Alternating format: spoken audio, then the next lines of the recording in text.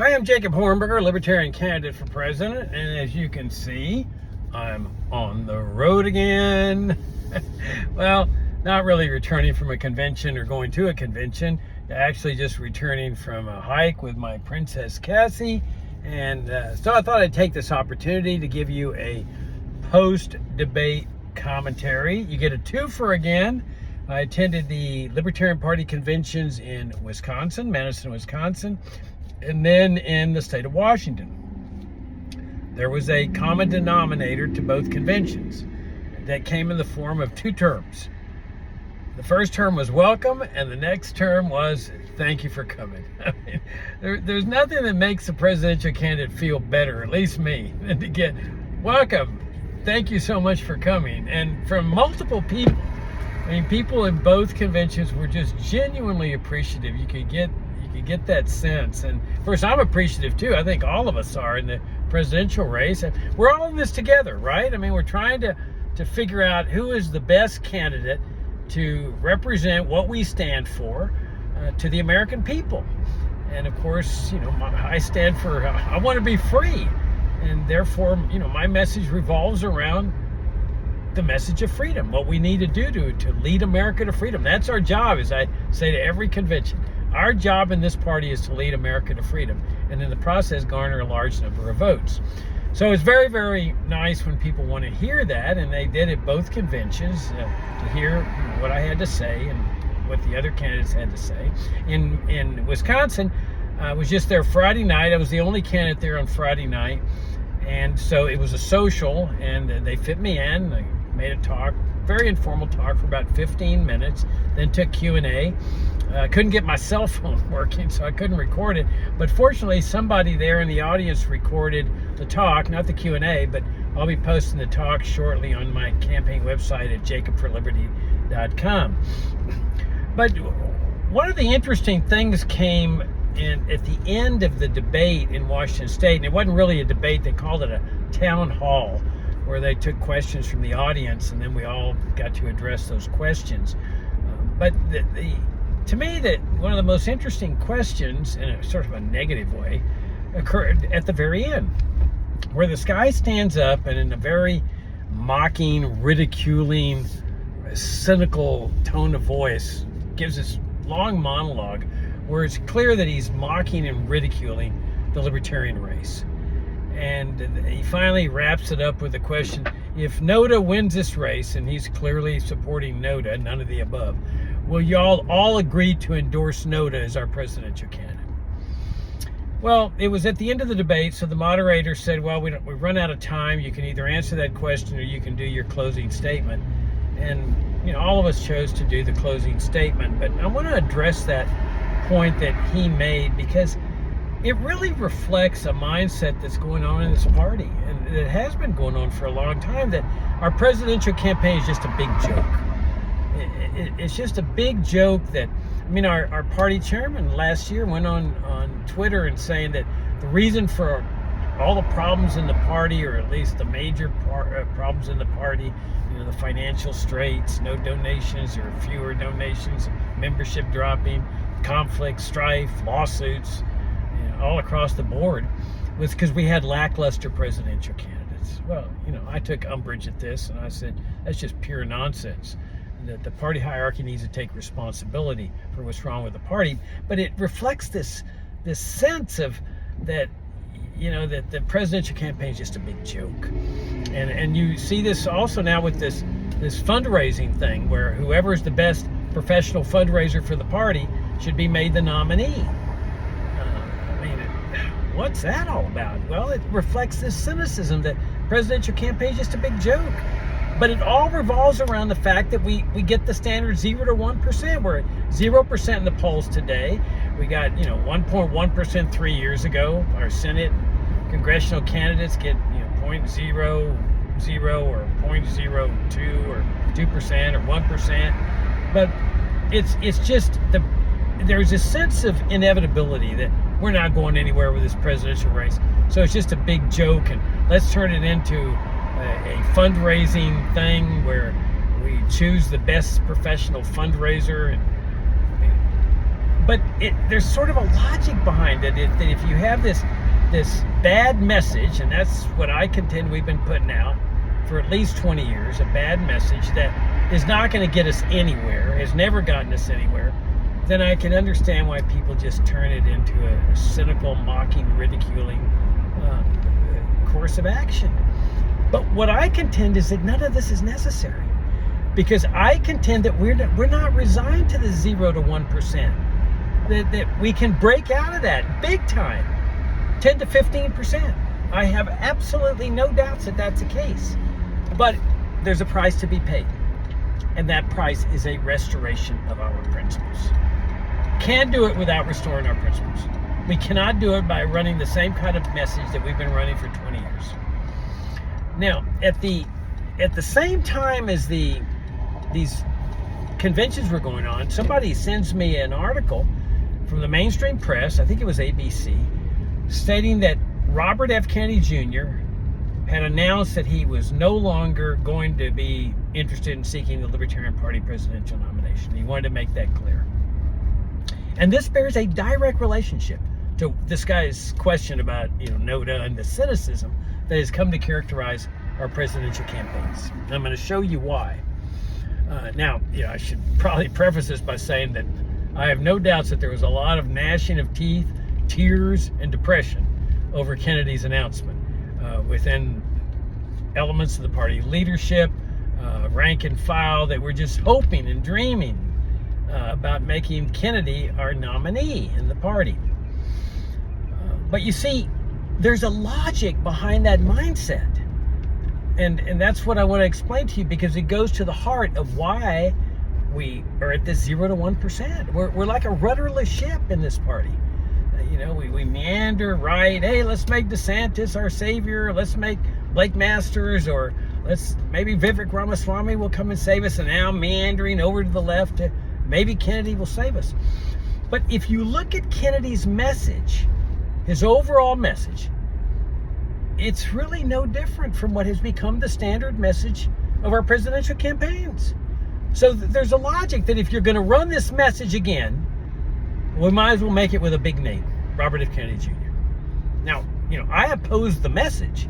See, that's the difference here. I'm with the 99% who reject this message. It's a bad message. I've been saying this convention after convention. It's a bad message, especially for a party that calls itself the party of principle, and whose philosophy is based on the non-aggression principle, and where every single member signs a pledge not to support the initiation of force. Let me give you an example of what I'm talking about here. Robert F. Kennedy Jr. is a big supporter of immigration controls. So are all my opponents in this race, all of them. They're all on the same page as Robert F. Kennedy Jr. For that matter, they're on the same page as President Trump, President Biden. Now, there's variations. Everybody's got his own plan on how to make, this socialist program work. But nobody's going to make it work. I mean, this thing's been going on for more than 100 years, or at least 100 years. And nobody can make it work. It's an inherently defective system. It's a socialist system based on central planning. But everybody says, oh, it's broken, but my plan will fix it. But what's important is that they're all on the same page. Okay, so if you're going to run a candidate that's going to be advocating immigration controls, why not support Robert F. Kennedy Jr.? He's a lot more famous, big name. So there's a logic behind the supporters of Kennedy. But the fact is that it garners 0 votes for a libertarian candidate. Now, we don't know what Kennedy would have done. My hunch is that he would have dropped down to 0 to 2% too.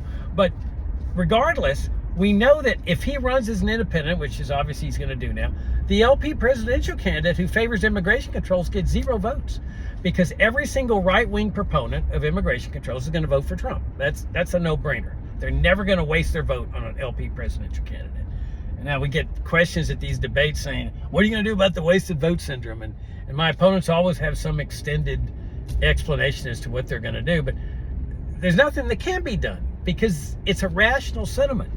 Why should people waste their vote on an LP presidential candidate when Donald Trump's the real enchilada when it comes to immigration controls? All of them, they're going to vote for Trump. The leftist supporters of immigration controls, and there's a lot of them, they're going to vote for Kennedy. and Biden. I mean, they're not, leftists hate libertarians anyway.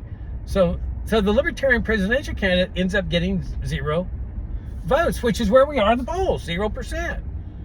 Okay? But what's important is that here you've got this Democrat that's sharing the same message as the libertarian, as all my opponents.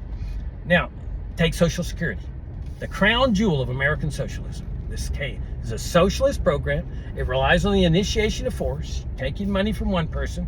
There's no fund. There never has been a fund. Straight stealing program, takes money from one group of people, gives it to another group of people.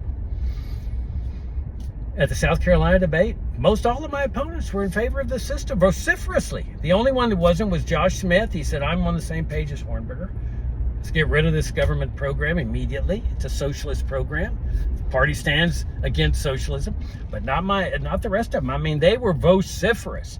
I think Chase Oliver was the most vociferous of them all. You can see the debate at JacobForLiberty.com. I mean, you know how passionate Chase can get. We have to support our seniors, and we have to have this program go for at least a generation, because otherwise people will be dying in the streets. And Jacobs lacks care and compassion, and Mike Tremont weighed in and said, there's a contract, we got to honor this. And Lars was on board, and Rechtenwald said, oh man, I'm with the off-ramp people. So they called it an off-ramp, a 25-year off-ramp. Well, you know, I'm sitting there saying, I'm not interested in a 25-year plan for freedom. Not at my age. I want freedom now. And this notion that there's care and compassion by advocating the continuation of a socialist program that's based on the initiation of force, which violates the pledge and violates our philosophy. But the very notion, I mean, it's always easy to be good with money that's been stolen from other people by the IRS, but that's not genuine care and compassion. And it also shows a lack of faith in freedom, which is the immediate repeal of socialism. You know, that's what I keep saying. We got to lead America to freedom. That's our job. And freedom is the elimination of socialism. If you're living under socialism, you're not free. And we've got to lead America in the restoration of faith and voluntary charity, where people keep their own money. Children and grandchildren help out parents and grandparents on a voluntary basis. There's church groups that are filled with faith-filled people that would help out others. Charitable foundations. This is where libertarians can lead. But notice something important. That Kennedy's position is the same as the standard position of my opponents. Medicare and Medicaid, same thing. Most of my opponents favor this thing. It's a socialist program. It came into existence in the regime of Lyndon Johnson. It takes money from one group of people, gives it to another group of people. It destroyed the finest healthcare system in history. When I was growing up, before Medicare and Medicaid, I mean, prices were low, they were stable. It was like going to the grocery store. You just paid the doctor. Nobody had major medical insurance. They didn't need it because prices were so low. Medicare and Medicaid come in, and that's the root of the crisis, the healthcare crisis. And so the standard message for 20 years in the LP, including among most of my opponents, is we can reform the system. Health savings accounts, something called direct medical care. Reform. But it'll never work. You know, like they want to repeal Obamacare. There was a big crisis before Obamacare. See, to get rid of the crisis, you've got to get rid of the root of the crisis, and that's Medicare and Medicaid. Now, Bobby Kennedy Jr. favors Medicare and Medicaid too. So who's going to be the better proponent of these socialist programs, Social Security, Medicare, and Medicaid? Bobby Kennedy or my opponents?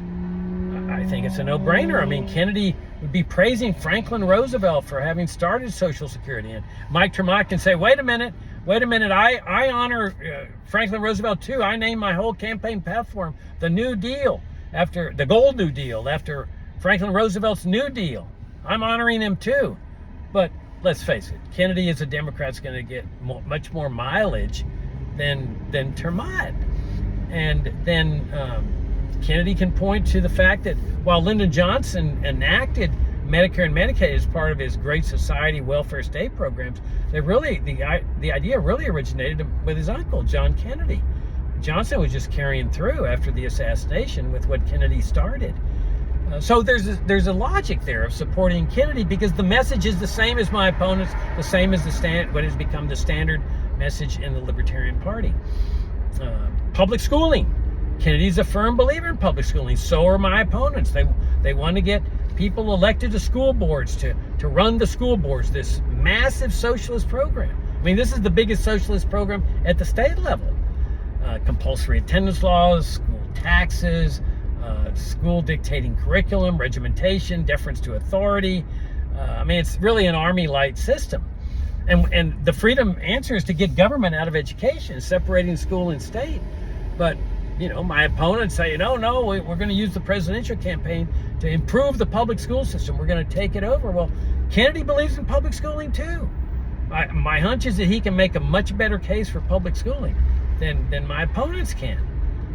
And now he's not a voucher proponent as most of my opponents are. You know, Chase and Mike and others favor school vouchers and so forth. But in terms of just the public school system, Kennedy is right there with my opponents.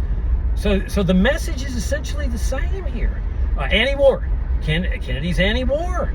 And he goes further than my opponents. He criticizes the military-industrial complex. He talks about President Eisenhower's farewell address. He talks about the CIA's assassination program, including the assassination of his uncle. These are all things I talk about, but my opponents never bring this up.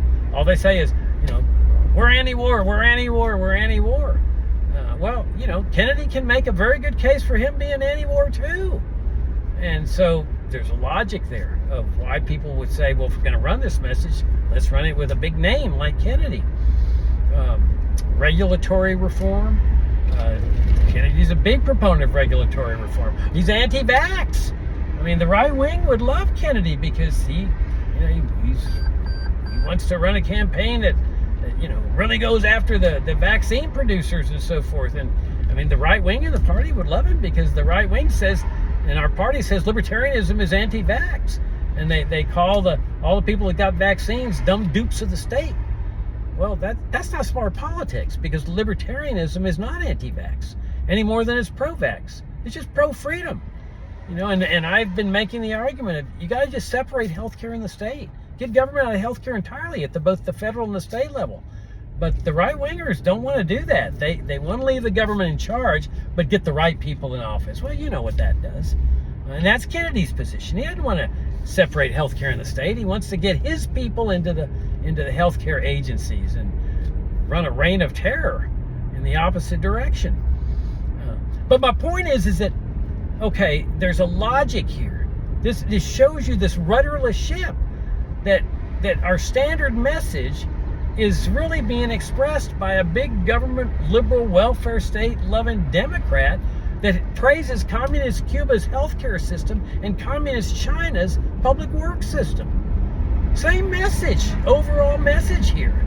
It shows you what's going on in this party and why we're getting 0% of the votes or 1% of the votes. Because when given a choice, people will vote for Kennedy or Trump or Biden if it's the same message. In other words, there's no big constituency out there that will vote for this message from a libertarian. There's no mass of people saying, oh my gosh, I'm just waiting for a libertarian that favor immigration controls and Social Security and Medicare and Social Security opt-out plans and anti-war and public schooling and vouchers. There's just no big number of people out there. Now, the attitude, it's inevitable. Jacob, we're going to get the 0 to 1% regardless. That's just not true. Because if we change directions, which is what I've been saying, completely and dramatically, and restore the founding principles of this party, open borders, abolish Social Security and Medicare immediately, separate school and state, separate healthcare in the state, education in the state, economy in the state, dismantle the national security state, restore a limited government republic to our land, bring all the troops home, discharge them, legalize all drugs, heroin, cocaine, meth, and the whole thing, and dismantle the empire of military bases, and so forth. Eliminate all the illegitimate functions of government, including the income tax, for that matter, any tax. Now you're talking about real freedom, real libertarianism. And it's my contention that will break us out of the 0 to 1 and vault us into the 10 or 15% category. Now that's really hard to believe when we're talking about You know, a party that always gets the customary 1 to 2% or 0 to 1%. Here's what I'm suggesting. You get your house in order here. Because you can't lead America to freedom unless you get your house in order here. You run a campaign based on pure libertarian principles. Now take immigration. Open borders is the position on libertarianism. Look at the votes we get. There are millions upon millions of migrant families across this country. And I would venture to bet that most of them have been adversely affected, directly or indirectly, by the horror story on the border. Either losing somebody or losing somebody they knew, or having children separated from parents, or abused or humiliated, somehow or another. They've had affected by this 100 years of horror, death, kidnapping, rapes, detention centers, Berlin Wall, concertina wire, people dying of thirst in the American Southwest or in the backs of 18-wheelers, dying of drowning in the Rio Grande. Those are our voters. Those are my voters. They will never vote for an LP presidential candidate who favors immigration controls. You know, that's just not going to happen. But they're looking for just a viable alternative. They're looking for leadership. And that's what we can provide with open borders. And by making the competent case, not just saying open borders, you know, making the competent case, the religious case, the moral case, the economic case, the ethical case. If anybody can do that, I can do that. I mean, I published a book 30 years ago called The Case for Free Trade and Open Immigration. I've been arguing this position for more than 30 years. In the flyers that I put out in the packets at the conventions, a new flyer shows 4 book covers, major books by major authors, on why this is not just some pie-in-the-sky esoteric concept. So that's a large number of votes that can vault us into the 10 to 15% category. In other words, we've got to change our target for votes. It's so ingrained in us to target Republicans, the Ron Paul voters. This is the party of Ron Paul. We've got to target the Ron Paul voters who are in the Republican Party. Jacob, they're going to come over. I know they're going to come over at someday. They're never going to come over. But that's the fantasy. I mean, this was what Chase was doing in his campaign there in Georgia. I mean, Chase's race is very instructive, just like Mike Termott. Chase ran an absolutely beautiful campaign there. Perfect campaign. And through a fortuitous sequence of events, he got just 20, 30, 40, 50 million dollars of free advertising all across the country. If anybody got his message out to the voters, it was Chase Oliver. And he was declared the most influential libertarian in America by Rolling Stone. And he got into the debate with Warnock. But where did all that get him? He got his message out to the voters. At the end of it, the voters said, "We don't like your message." Okay? I mean, that's what I'm saying. We've got to listen to voters sometimes, you know. We got to analyze our races and analyze our mistakes. Chase ran a first-class campaign, and at the end of it, he got 2%. Same with Mike Termott. Mike ran a first-class campaign, professional campaign. They both had all their volunteers. They had everything they had now. You know, meet and greets and volunteers and you know, not a large amount of money, but Chase had huge amounts of in-kind advertising that was worth the same as money. And Mike's Gold New Deal took it to the members of the voters in the 20th Congressional District in Florida. Got into the debates there, more than one debate, if I'm not mistaken, and he ends up with less than 1%. You know, over 99% said, "No, we don't like your message." And I don't like the message either. I've been saying this debate after debate. I reject this message. I vote libertarian, but the problem's with the message. And so if you change your message and you change your target audience, for example, you go after migrant families. I read an article in the Wall Street Journal on the flight out to Wisconsin and Washington, where Trump now is getting 50% of the Hispanic vote, 20% of the black vote. I've been saying this for 30 years in the party. These are our voters. We got to accentuate our open border position. We got to accentuate the fact that we hold the drug war to be the most racist government program since segregation, because it is. And blacks will come with us. When I ran for U.S. Senate in Virginia 20 years ago, I was running against, you know, one of the most popular governors in the history of the state, John Warner. And I knew the Democrats wouldn't vote for me, that they weren't running anybody, but they weren't going to vote for me. I'm calling for the repeal of Social Security and Medicare and public schooling and open borders. but I garnered 7% of the statewide vote. And I have no doubts that most of those voters were black Virginians, because I got one of the biggest honors of my life. I got endorsed by a pastor named John O. Peterson of the Alfred Street Baptist Church. You can Google him. He got elected to the African American Hall of Fame, and I went in there and I met with him, and he didn't know me. I didn't have any money. I was running a straight guerrilla campaign. And I said, Pastor Peterson, this is what I stand for. And I told him, I want to repeal the welfare state, including Social Security and Medicare. It creates this mindset of dependency among people, making even libertarians think that, oh, we couldn't survive without it. And open borders, what we're doing to people there for 100 years, violates Jesus' second greatest commandment, thou shalt love thy neighbor as thyself. The drug wars, the most racist government programs of segregation. We talked about Vietnam and the conscription of black soldiers to fight and die for freedom when they come back to their free society of segregation. And at the end of this conversation, he said, Mr. Hornberger, I'm going to endorse you, and I want you to take this letter of endorsement to every black minister in the state. And I did. And I got 7% of the statewide vote. And that's what I'm saying. We've got to change our target audience. I want to go after the poorest people in this country that are getting squeezed by inflation. The middle class are going to look at our philosophy as too radical. Okay? And it's not too radical. I mean, at the Washington debate, I pointed out that if you look at 1890 America, it's not radical at all, my message. This was a society with no income tax, Social Security, Medicare, Medicaid, immigration controls, drug war, national security state, foreign wars, immigration controls, paper money, Federal Reserve. I mean, it wasn't radical in terms of what they believed in, and we can build on that. We can show this is what America once was. We can restore that and then build on it and do even more. But one of our targeted audiences is poor people that are getting squeezed by inflation, paycheck to paycheck people. This is one of my big beefs with Lars Mapstead. One of his centerpieces of his campaign is to abolish the income tax, which is great idea. I'm all in favor of that. But he wants to replace it with a national sales tax of 18 to 23%. Oh my gosh! I mean, you have cost yourself this major block of voters that are our voters. The people at the bottom of the economic ladder, because the sales tax is a regressive tax. So now you're going to saddle these people not only with inflation, but this massive sales tax. But he has to have a sales tax of that massive because he favors Social Security and Medicare and the welfare state.